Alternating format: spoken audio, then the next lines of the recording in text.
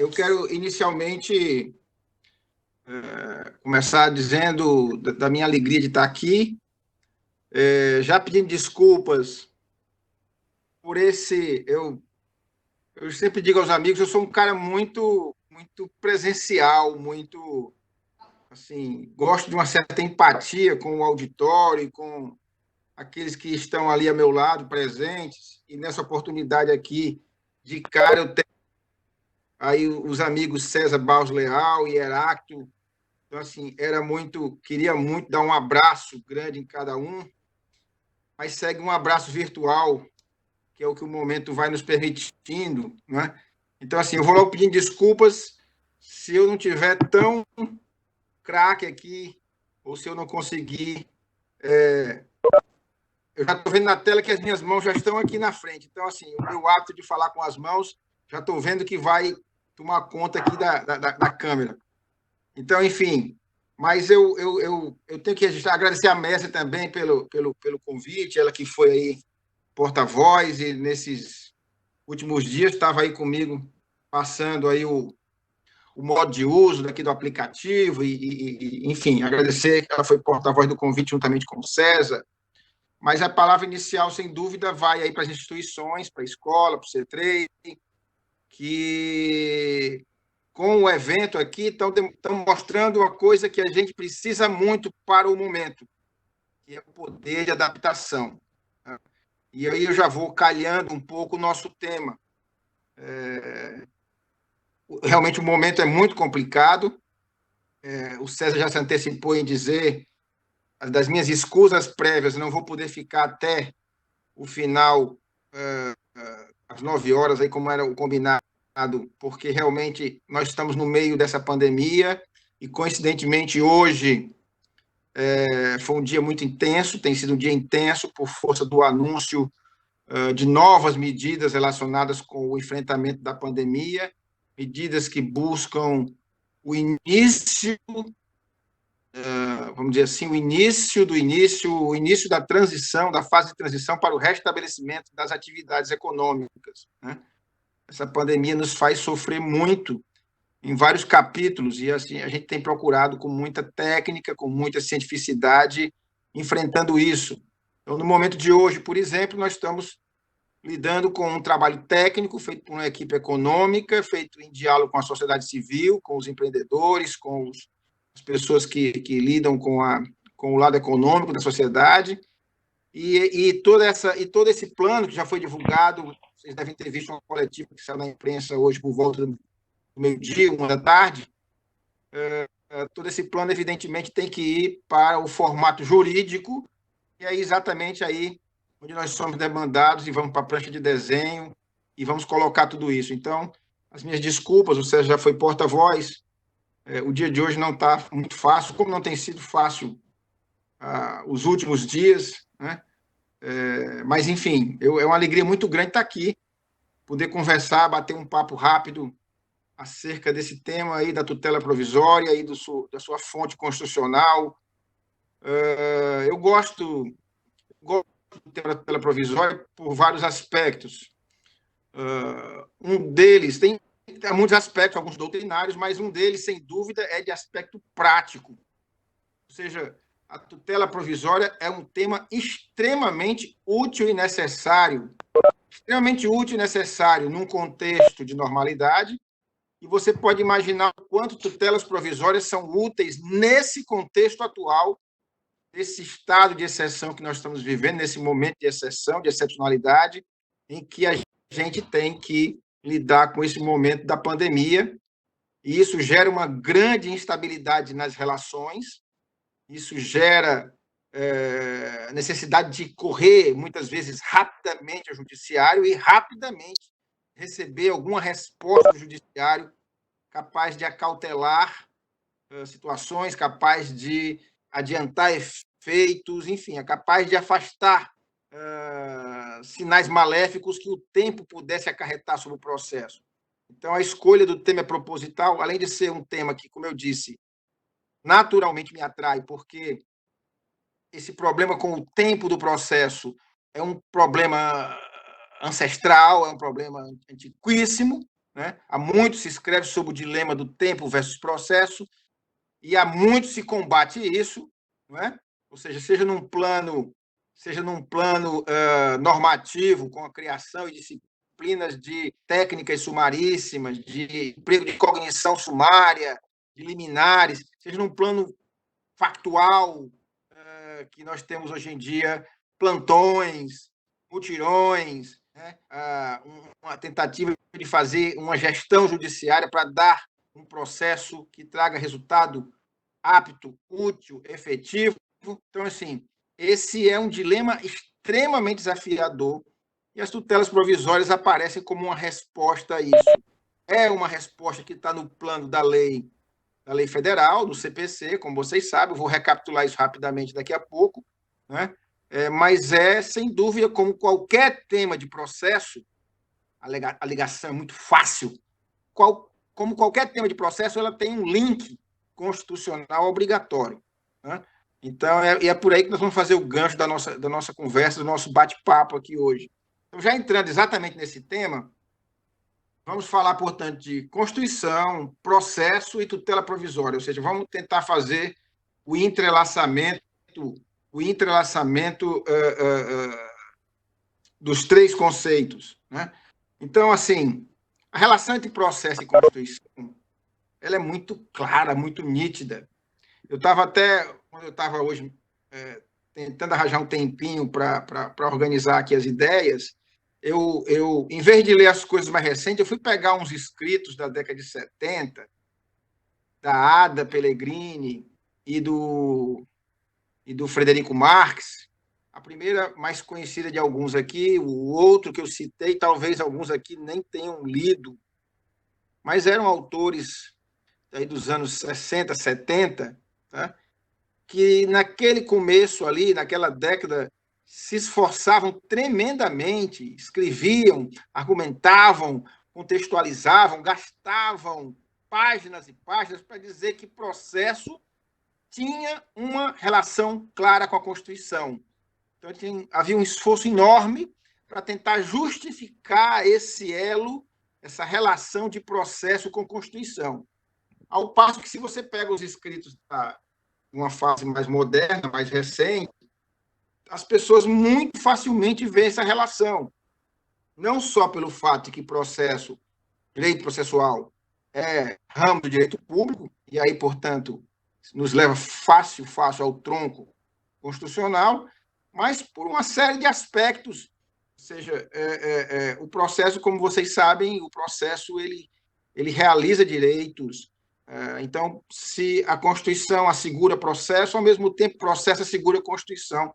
Acaba havendo uma relação de simbiose entre Constituição e processo, né? Ou seja, mas o que é importante constatar é que, na nossa Constituição, nós vamos encontrar todo um capítulo, aliás, e não necessariamente num canto só, um esparramado de dispositivos buscando fazer uma coisa que é muito importante, que é a tutela constitucional do processo. E isso é muito fácil entender. Começa logo no artigo 1º da Constituição, ou seja, o artigo 1º da Constituição nos promete ou nos anuncia um Estado de direito democrático. Diz lá mais ou menos assim a República Federativa do Brasil constitui um Estado de direito democrático, Estado democrático de direito.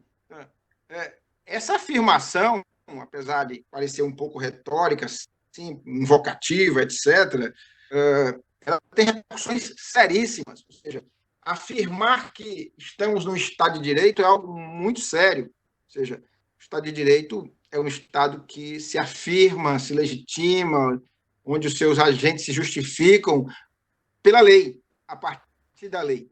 E, no nosso caso, além de ser um Estado de Direito, ou seja, um Estado que tem uma primazia da lei, é também democrático. E aí colocam uma pitada a mais, um requinte a mais, que é a ideia de participação. É evidente que essa ideia de ser um Estado democrático de direito também se projeta para o processo judicial que é criado para esse Estado democrático de direito. Então, todas as cores, todas as tintas do tal Estado democrático de direito também atingem a formação do processo. É por isso que na própria Constituição Federal nós vamos encontrar uma série de garantias, uma série de princípios que são princípios tutelares do processo. É claro, não só temos lá os chamados princípios tutelares do processo, mas temos também toda uma jurisdição constitucional, algumas ações que são previstas, que têm um fundamento logo na Constituição, como a popular, ação civil pública, propriedade de segurança, na sua versão individual ou coletiva. Temos uma base de controle de constitucionalidade concentrado, mas não é dessa parte que vamos falar. Vamos aqui nos ater exatamente a esse chuveiro que diz respeito a esses princípios que vêm da Constituição e atinge diretamente o nosso processo judicial brasileiro, civil, penal, administrativo. Isso é importante destacar. Na Constituição da década de 60, especialmente a emenda constitucional de 69, que era uma Constituição zona, era uma emenda que tinha um porte, verdadeira Constituição, o que você tinha lá de princípios do processo eram muito relacionados com o processo penal. Quem quiser em casa mais tarde, aliás, em casa já estão, né? Quem quiser mais tarde olhar a emenda de 69, tá? Vai ver isso, ou seja, que algumas garantias lá estão relacionadas a processo penal. Por exemplo, o princípio do contraditório, o princípio da ampla defesa do contraditório era destinado, era lembrado aos acusados. Os acusados em processo crime, em processo penal, era garantida a ampla defesa e o contraditório. Então, igual, como eu dizia, naquela época, eu lembro aqui, por exemplo, de um texto do professor Dinamarco, um livro famoso dele chamado Fundamentos do Processo Civil, em que ele escrevia páginas e páginas para explicar que o princípio do contraditório ele não era exclusivo do processo penal, também se destinava ao processo cível. Coisa que para nós hoje em dia é claríssimo. A nossa Constituição faz isso, ou seja, lembra isso, que é aos litigantes em qualquer tipo de processo judicial. Então, para vocês perceberem um pouco do que eu falei há pouco quanto à evolução das coisas, a evolução dessa relação. Hoje está muito clara. A Constituição de 88 ela foi muito rica, né? Ela foi muito rica em colocar dispositivos, gerando assim uma moldura de um processo, aquele processo que é o processo ideal, o processo justo, que se apelida também de devido processo, né? E traz, portanto, um feixe de princípios que tem que ser seguido pelo legislador, pelo aplicador da lei processual, pelo juiz, pelos advogados, em qualquer modalidade de processo. Tá? Bom, e aí onde é que entra a história da tutela provisória? Como eu disse a vocês, portanto, tem toda essa base constitucional prevendo aí, portanto, um modelo processual, constitucional, que tem que ser seguido pelo legislador e que, portanto, inspira todo o nosso sistema de processo. As tutelas provisórias, como vocês sabem, constituem uma inovação entre aspas, do nosso CPC de 2015. Por que eu digo inovação entre aspas? Porque, na verdade, sempre estiveram conosco essas tutelas provisórias. Debaixo desse rótulo de tutela provisória, nós colocamos aquilo que sempre chamamos e usamos, as cautelares, as tutelas antecipadas, que chegaram para nós mais recentemente nos anos 90, né? E agora também uma coisa chamada tutela de evidência, vamos já falar sobre isso. Portanto, a história da tutela provisória é uma sistemática trazida para o CPC, portanto, Lei Federal de Processo, né? E que, artigo 294 e seguintes do Código, e busca tratar situações de tutela de urgência e de algo também chamado tutela de evidência, né? Portanto, toda vez que há probabilidade do direito e risco de dano difícil de reparação, você pode buscar tutelas provisórias de urgência, ora para prevenir, cautelar, garantir, ora para satisfazer já com sumariedade, né?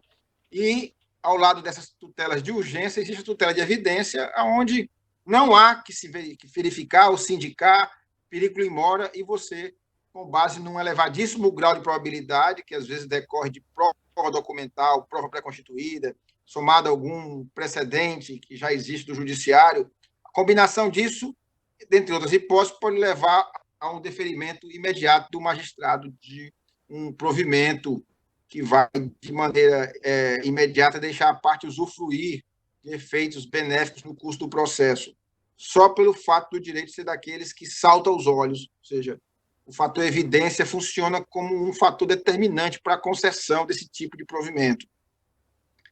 Então, o nosso bate-papo envolve o entrelaçamento desses três temas, ou seja, processo, sua relação constitucional e onde é que a tutela provisória entra nisso.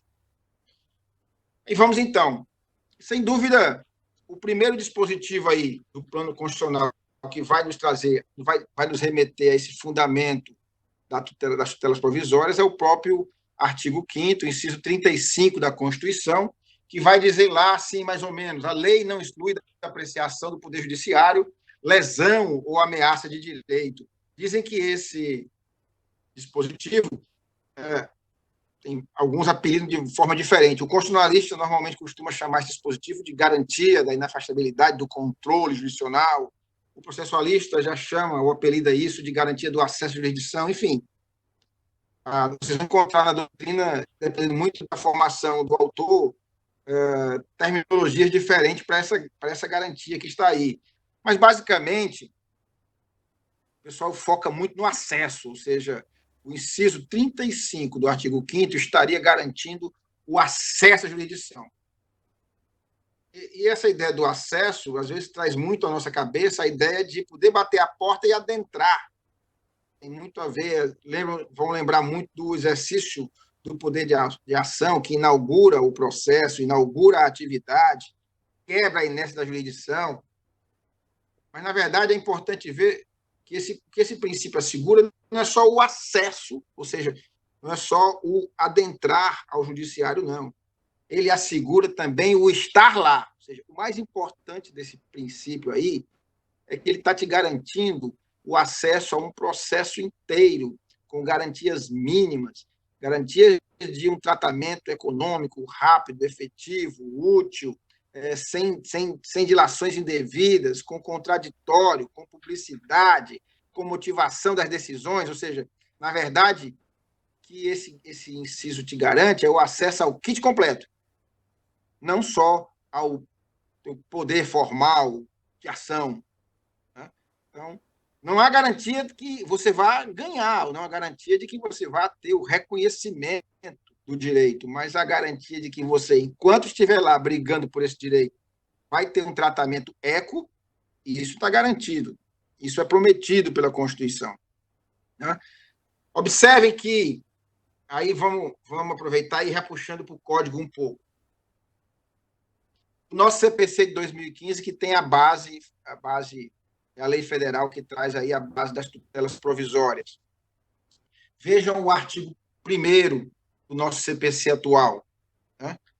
O artigo 1º do CPC, ele vai fazer o favor, diferentemente do artigo 1º anterior, do outro código que foi embora, ele vai nos fazer o favor de lembrar que o processo civil brasileiro será regido, disciplinado, mediante as normas, deverá observar, será ordenado, interpretado, pode estar me fugindo da literalidade aqui, conforme a Constituição Federal. A primeira coisa que é lembrada logo é a Constituição Federal, ou seja, diferente do código anterior, esse código realizou um papel de começar logo lembrando da relação de processo e Constituição que nós falamos há pouco.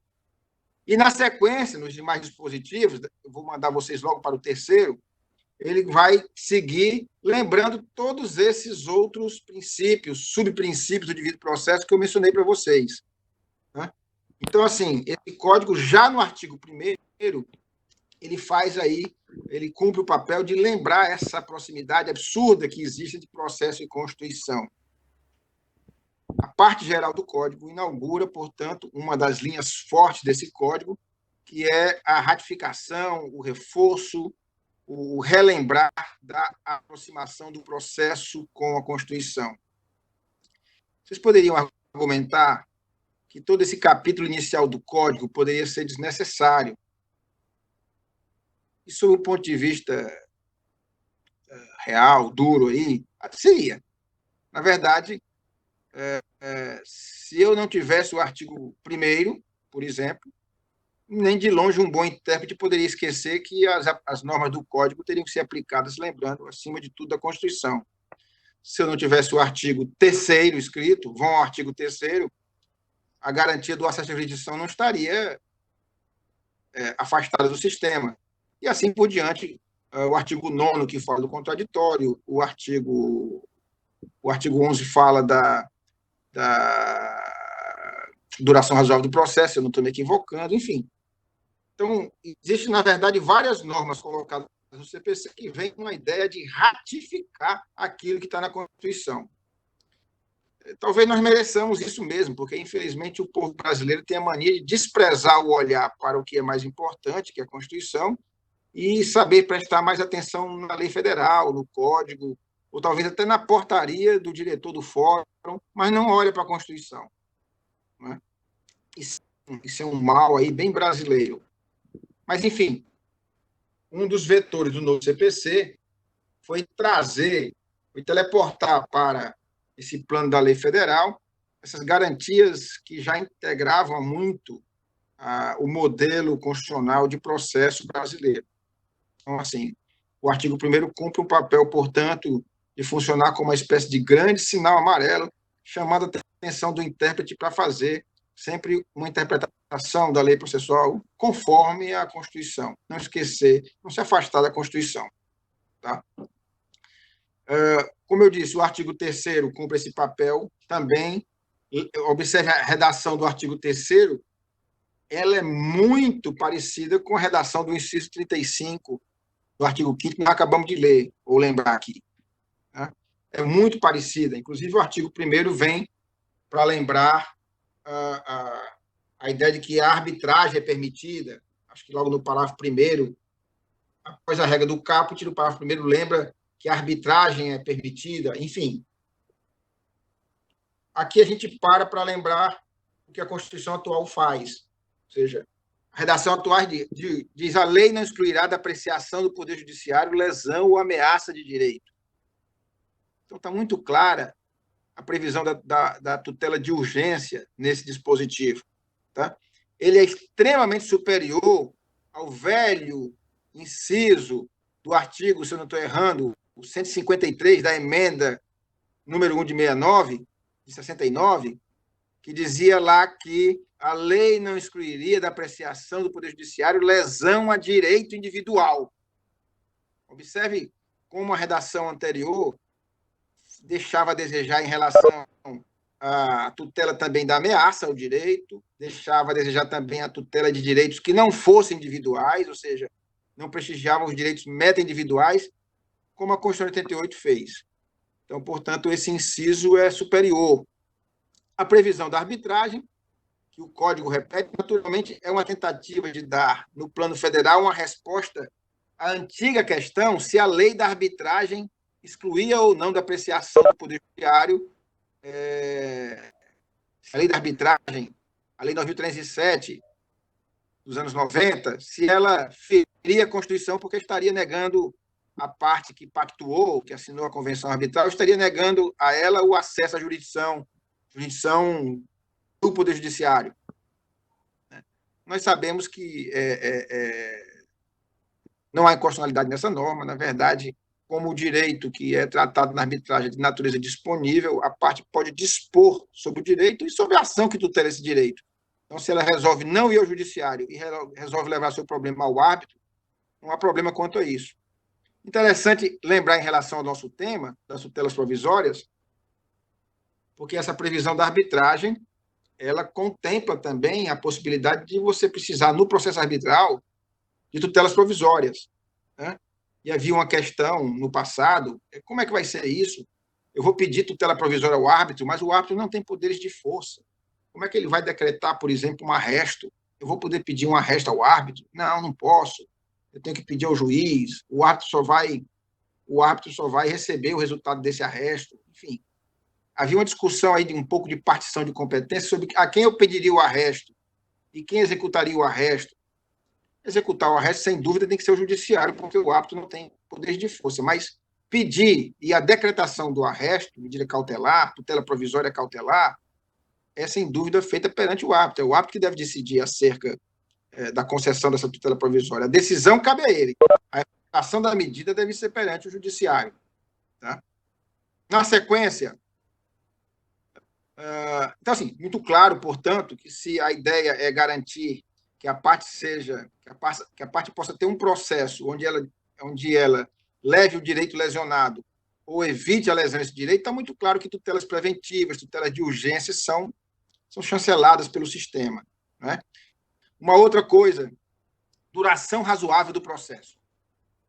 Nesse modelo, nesse kit constitucional, que busca blindar o processo ideal, tem também a garantia de uma duração razoável. Isso foi trazido bem depois, nos anos 2000, por uma reforma do Poder Judiciário por emenda. E foi acrescentado um inciso, acho que é o 75, 78, é o último inciso do rol do artigo 5º, dizendo que a todos, em processo judicial, administrativo, etc., é garantido o processo sem dilações indevidas, com duração razoável. Né? E aí todo mundo comentou a novidade. O CPC atual repete isso. Né?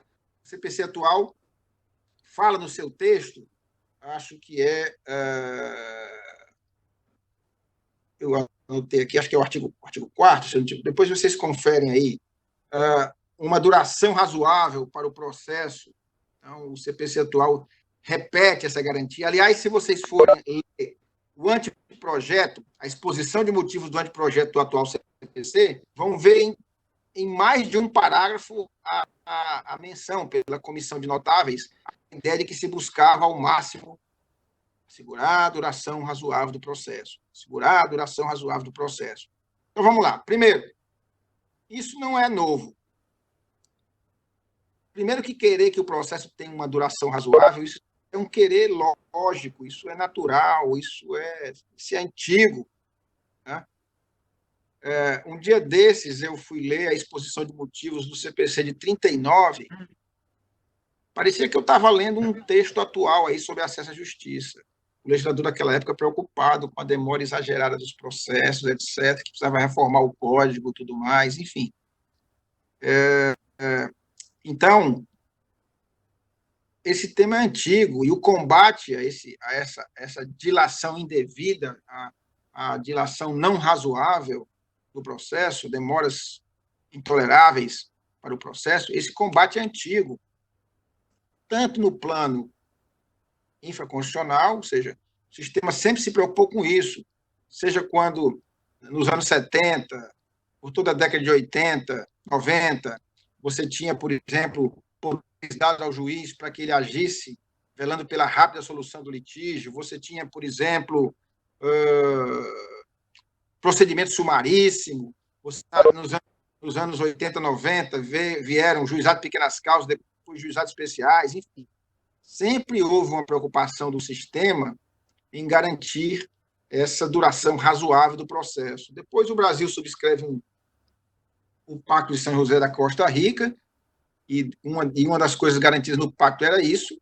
Né? Então, apesar de não estar mencionado no nosso texto constitucional, ao subscrever, incorporamos isso ao nosso ordenamento jurídico, portanto, já tínhamos essa garantia, e essa reforma do Poder Judiciário, então, trouxe para o texto explicitamente o que já era implícito no sistema, que era a garantia da duração razoável do processo. É um conceito aberto, porque o que é um processo que tem duração razoável? Qual é esse tempo razoável para o processo? Quantos dias? Por quantos dias se mede uma duração razoável? Na verdade, não há isso. Na verdade, é um conceito que vai variar conforme o caso concreto, conforme a complexidade do direito que é discutido, conforme a quantidade de partes, provas a serem produzidas, a complexidade da causa, enfim. Vários aspectos podem interferir no preenchimento caso a caso dessa ideia de duração razoável. Tá? Mas as tutelas provisórias, especialmente as de índole satisfativa, que tendem a ideia de aceleração de efeitos do provimento futuro, calham muito bem, uma forma de também assegurar duração razoável, que o processo traga um desfecho o quanto antes, útil para a parte. Né? Vejam, por exemplo, a tal tutela de evidência que eu falei para vocês há pouco. A tutela de evidência cai exatamente nisso daí. Quem é normalmente que se beneficia do ônus natural do tempo do processo?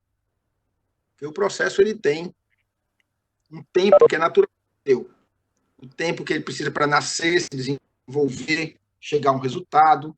Né? Então, normalmente é o autor, muitas vezes afirma ter um bom direito, que fica naquele afã de chegar ao desfecho do processo, e o réu, valendo-se do contraditório, ou às vezes abusando do contraditório, vai procurando deixar o tempo esganar o autor, vai procurando fazer com que a demora do processo vá judiando e vá machucando e vá enfraquecendo o autor. Às vezes na esperança que o autor desista ou que ele faça um péssimo acordo, enfim. E ele, réu, consiga usar o tempo do processo em desfavor do autor.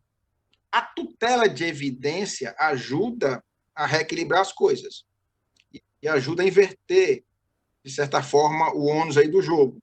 Né? Se o autor chega e, na inicial, pede uma tutela provisória de evidência, por exemplo, pode ser na inicial e, às vezes, pode ser depois da contestação, especialmente quando você usa o fundamento de que o direito de defesa foi abusivo. Você precisa da contestação para ter um termômetro disso. Mas, enfim, pedida, obtida uma tutela provisória de evidência, deferida, e partindo-se para a efetivação dela, aí o jogo muda. Quem é que vai ficar preocupado com que o processo demore demais? É o réu. Então, assim, você vai reequilibrar o jogo, você vai redistribuir o ônus do tempo. Então, a tutela provisória de evidência também ajuda nessa garantia aí da duração razoável. Tá? Então, é uma relação que nós temos. Um outro princípio que entra em cena, por razões naturais, é o princípio do contraditório. Tá? Ou seja, o princípio do contraditório, eu falei para você no começo, olha, Estado democrático de direito, o processo judicial desse Estado, esse processo judicial Estado, ele tem que ser democrático. Não há nada mais democrático dentro do processo senão a ideia do contraditório.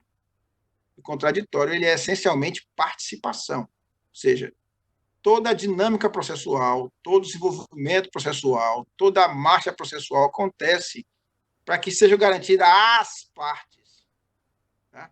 Dentro do processo, aos protagonistas, o direito de falar, aduzir, deduzir, intervir, participar, porque o produto final daquela atividade será destinado a elas. Então, a maneira de legitimar aquele produto final é ter garantido que, durante a atividade de distribuição do poder, de exercício do poder, aquelas partes tenham podido participar, intervir. Né? É por isso que contraditório, muito facilmente, liga muito rápido com outras garantias, como direito de prova, como fundamentação da decisão. Tá? O princípio do contraditório é uma espécie de seiva que corre por toda a realidade processual. Muitas pessoas associam o contraditório com contestação, com defesa, com momento da defesa, e, na verdade, seria apequenar a ideia de contraditório. Contraditório é algo perene, contraditório é algo que vai do começo ao final. Todas as atividades jurisdicionais, a que revela o direito, atividade de conhecimento, a que efetiva, faz cumprir, executa, e as próprias tutelas de urgência, cautelares, inclusive, etc., elas observarão o contraditório. Porque o contraditório, como eu disse, é algo nato. Né? É algo nato, é algo inerente. Até para fazer aqui uma homenagem ao meu anfitrião Heráclito, eu lembro demais das lições do mestre José Albuquerque Rocha, que falava exatamente lá no seu livro de Teoria Geral do Processo sobre o contraditório e quanto o contraditório era essencial, uma característica fundamental da atuação jurisdicional. Né? Se o juiz é imparcial, se ele está focado na realização do direito no caso concreto, quem vai fazer pelas partes, se não as próprias partes? Elas têm que vir para esse procedimento e atuar no procedimento, né? Por isso uma corrente também antiga define processo como procedimento em contraditório, ou seja, são ideias que vão enaltecendo e dando relevância ao contraditório. E o contraditório vai gerando uma coisa meio dialética dentro do processo, que basicamente assim, um alega, fala, aduz, acusa, então o papel do juiz é automaticamente ouvir o outro sobre aquilo que foi dito, aduzido, e assim vai. E o processo acaba funcionando uma espécie de ping-pong durante todo o seu desenvolvimento, toda a sua marcha, né? As partes vão intervindo. Então, o juiz escuta um, escuta o outro e depois decide.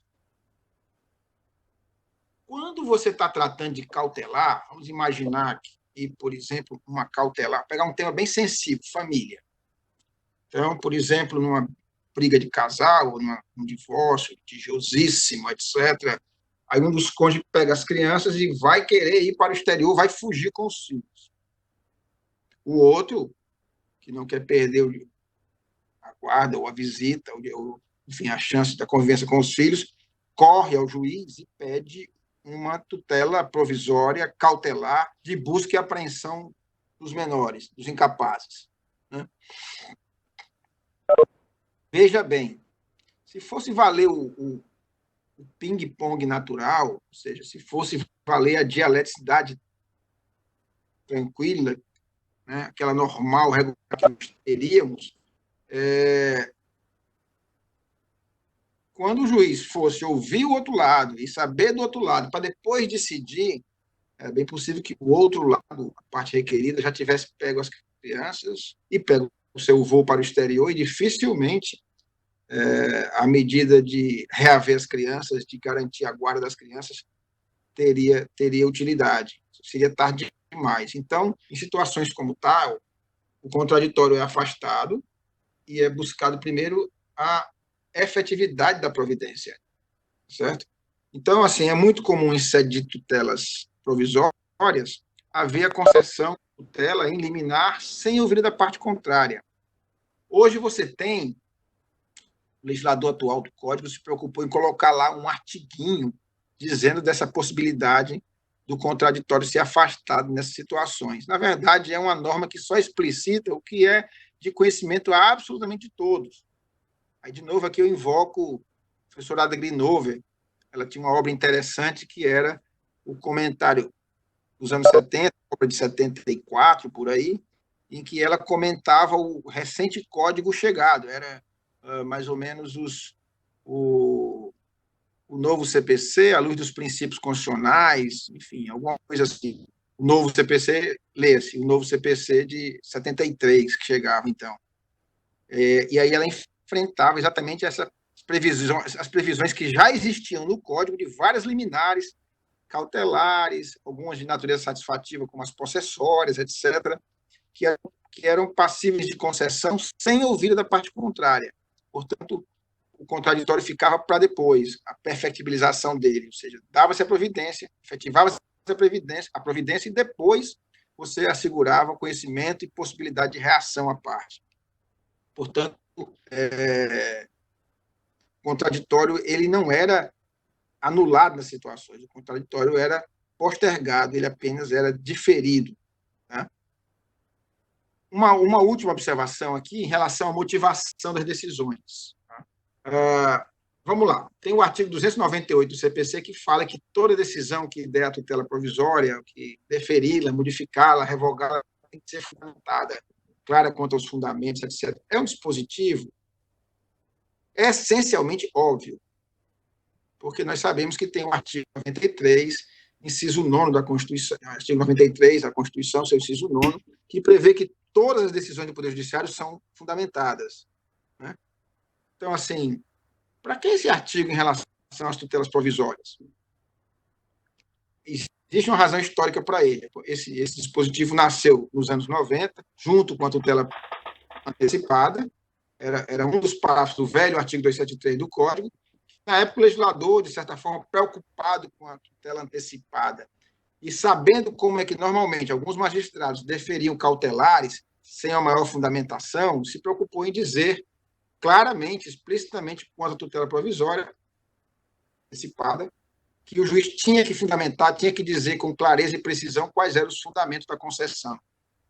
Então, assim, era uma regra de excesso didático que tinha mais preocupação com um certo garantismo aí, para evitar decisões não fundamentadas numa coisa muito séria, que era a tutela rápida, sumária, de urgência, que satisfazia já.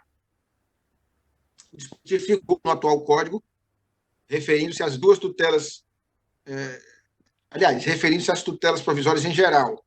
Esse é um dispositivo que a topografia dele fica na primeira parte da tutela provisória, portanto, ele serve à tutela provisória, às tutelas provisórias de urgência, serve também à tutela provisória de evidência. Tá? Todas têm que ser fundamentadas.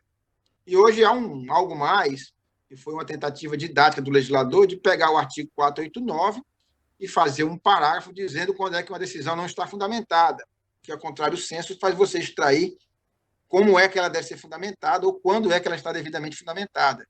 Né? E algumas hipóteses lá você vê muito claramente a situação das cautelares, que é um inciso que não é fundamentada a decisão quando o juiz resume-se a invocar o dispositivo da lei, expressões genéricas na lei. Havia muito isso com tutelas cautelares no passado. Muitos juízes deferiam a tutela provisória, deferia porque vislumbravam fumos bonijuris e o perigo primora. Presente a probabilidade e o risco de dano de reparação, defiro, ponto. E ficavam por aí. Enfim, não é possível, isso não é uma decisão fundamentada. E esse território das tutelas provisórias, cautelares, sempre foram um terreno perigoso para isso. Né? Tome cuidado também, apesar do exemplo que eu dei, que o tamanho da decisão não é sinônimo exatamente de fundamentação da decisão. Tá? Juizados especiais, por exemplo, são autorizados a ter uma fundamentação simples, mas tem que ter fundamentação. Então, assim, se o juiz é prolixo ou não, se ele fala pouco ou gosta de muitas citações, não interessa. O importante é que haja um enfrentamento do caso concreto, enfrentamento das razões relevantes que a parte aduziu, colocou, né? E haja, acima de tudo, a subsunção da norma ou do precedente com o caso concreto para adequar, para fundamentar de forma adequada a decisão.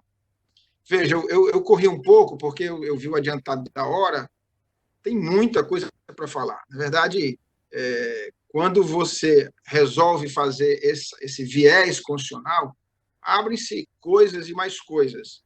Né? A ideia de que o processo ele é distribuição de poder necessariamente nos leva a limites. E a primeira norma limitadora é, sem dúvida, a Constituição. O que é importante é que os juízes estejam atentos a isso, os advogados estejam atentos a isso, né? Ou seja, nosso código fez isso, ou seja, colocou vários artiguinhos na lei para lembrar aquilo que a norma maior já trazia, já traduzia.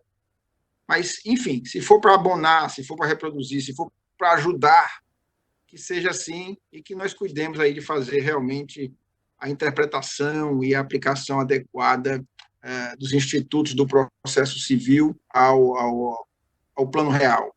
Eu lhes digo, nesse momento atual, nesse momento real, duro que nós venciamos, é uma coisa importante de se fazer. É uma coisa importante de se fazer. Muito obrigado a todos.